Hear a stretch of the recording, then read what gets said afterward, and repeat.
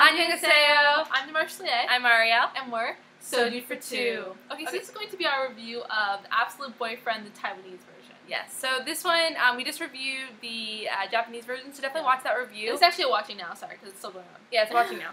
We haven't finished it yet, guys. Okay, so there's only 9 episodes out on dramacrazy.net. Yeah. Okay, so the 3 main characters. So we have Jiro Wang plays Naita, Gu Hei-sun plays Guan Chaofei, and Kunda plays Yang Dongxi. Okay, so what's interesting about this is that we have Gu Hei-sun. So of course she's from Boys Over Flowers. She's from the musical, sadly. Take Care of Us, Captain. So she's a really popular Korean actress, and she's in this drama, which is Taiwanese. And she's not our favorite actress, like she wasn't at all. But we think this is one where we actually really like her.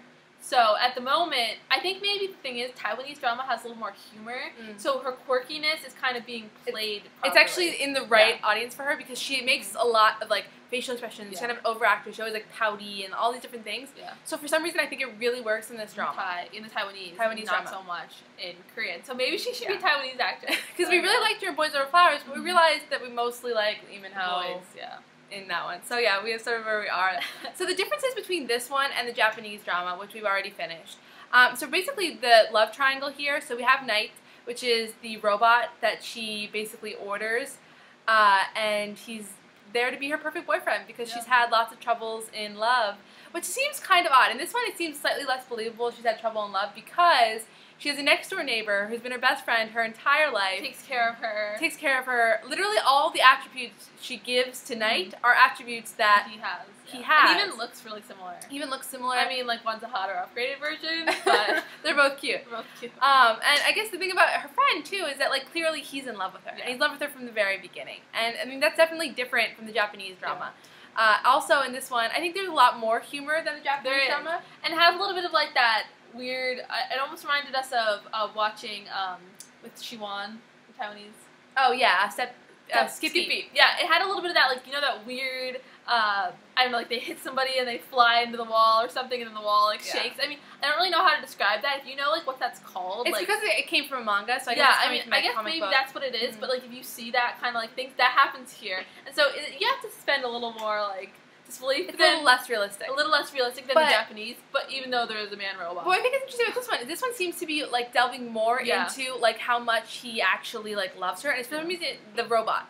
And so for some reason it seems like it's more believable in this one, and there's a lot more like intense scenes, like where it seems like it's going like they're gonna like maybe sleep together or something.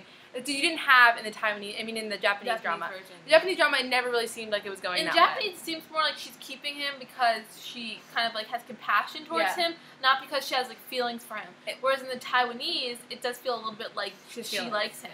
You know, I mean, I think like, I know it seems kind of strange, right? You need to watch it because it's not creepy. And I thought it was going to be creepy, this whole premise, but it's not creepy. It is. There are definitely funny moments though, but the fact that they're like robots and they like strip down.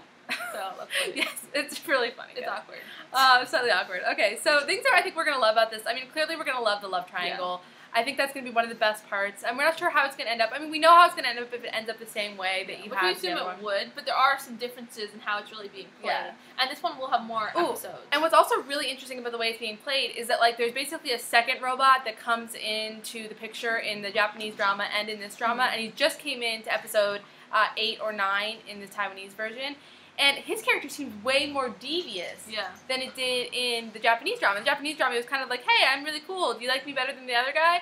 In this one, it was kind of like, oh, I pretended like I slept with you, but I didn't actually, and I'm trying to kick out your other boyfriend. So it's a lot more awkward and scandalous than it was in the Japanese drama. So it seems like this one's like sort of evolved the plot a little bit. I mean, it is a few years later, and I see maybe that's why like they saw from people liking the first one, maybe like to make it a little more serious and a little less like, I don't know, it's really kind of topical in the Japanese version. Yeah, so I definitely say that this one, there's going to be moments that are cute. There's already a couple cute kisses.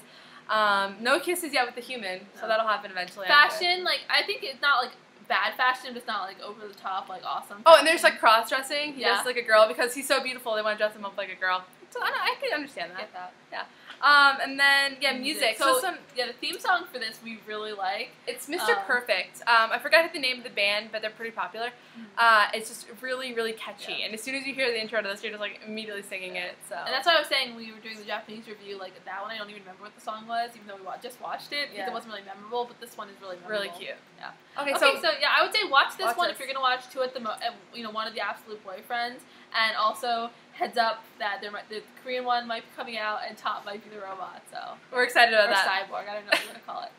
And Okay, thank you. Bye, guys.